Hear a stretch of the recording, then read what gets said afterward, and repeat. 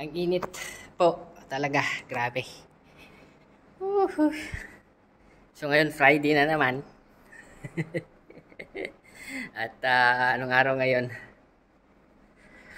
Anong date ngayon? 14. 14. 14 ng June. Kalahati na ng taon talaga. And yun, nandito pa rin tayo. Naghahanap buhay, nagsusumikap sa buhay. Wala tayong magagawa. May mga pangarap tayong kailangang i-fulfill, may mga pamilya tayong kailangang suportahan.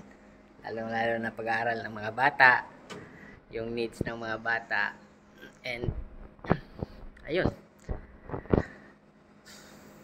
So ngayon pang 28th day ng ating pagre-record ng tinatawag yung ating 30 days challenge sa ating sarili, di ba? So ayan, happy naman na at least umabot na tayo sa 95%. Dalawang araw na lang at makukumpleto na natin ang ating 30 days challenge, di ba? So nakakatuwa lang din na naabot natin yung mga bagay na kailangan nating paghirapan. And yun nga, ang take away dito sa ginagawa ko is yun, may kailangan mo talagang paghirapan yung mga bagay or na gusto mong maabot sa buhay, sa karir mo, sa trabaho, yung mga ganong bagay. So kailangan mo siya kailangan mo siya talagang gawain. Kailangan mong lakarin araw-araw. Kailangan mong bigyan ng oras yung mga bagay na gusto nating makamit sa ating mga buhay. So, yun ang isa sa mga take away. So, ilalagay ko dito. Sa dito sa ating ginagawa. And, yun, hopefully matapos natin yung ating 30 days challenge. 2 araw na lang naman yung natitira. Pangatlo to. And I hope na ipagpapatuloy natin to. Makapag-share pa ako sa inyo ng mga mga bagay-bagay dito, lalong-lalo na dito sa India. Kung yung nila, siguro yung mga lugar, makapunta tayo sa mga iba't ibang lugar dito sa India.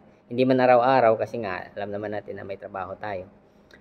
Hopefully, ma-share ko sa inyo yung lalong-lalo na yung sa lugar na medyo malapit dito na madaling maabot natin.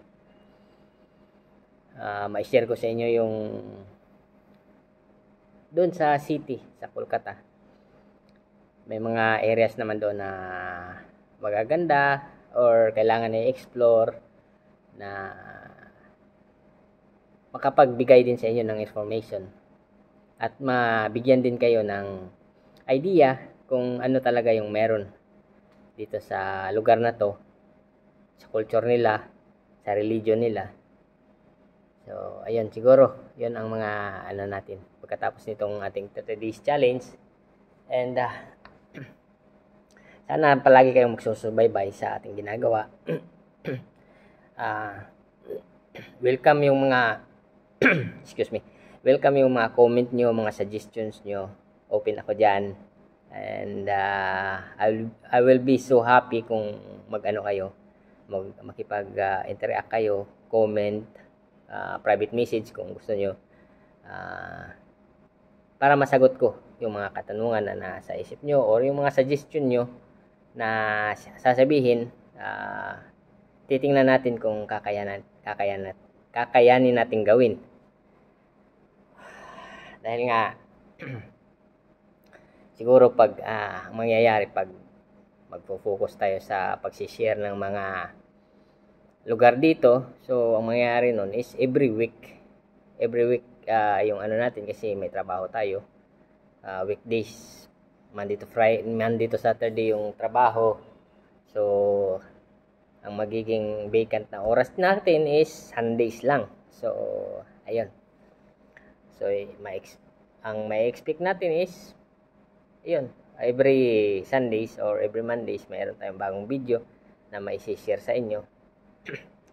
Sa weekdays naman siguro kung ano, mga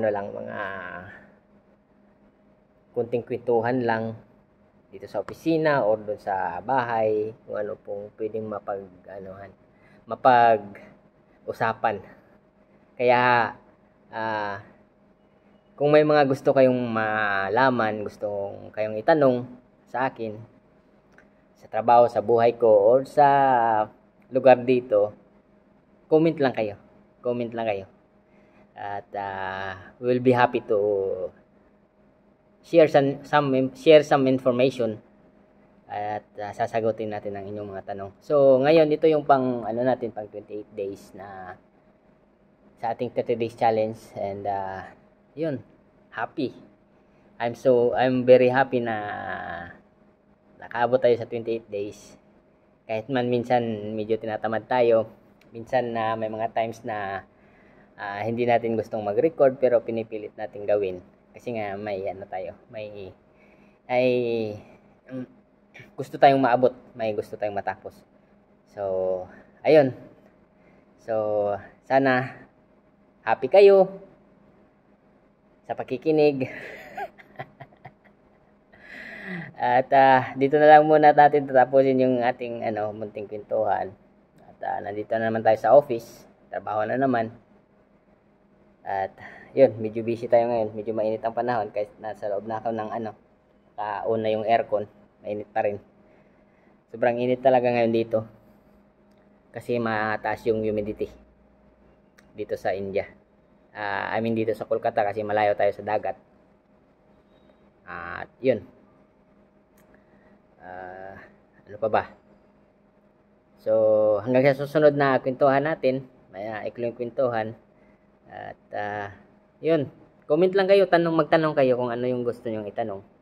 At sasagutin natin, So, ingat po tayo palagi. Lagi nating iisipin na kaya tayo nagbumabangon dahil sa purpose natin na makapag-provide sa ating mga mahal sa buhay. Ingat po tayo palagi. God bless.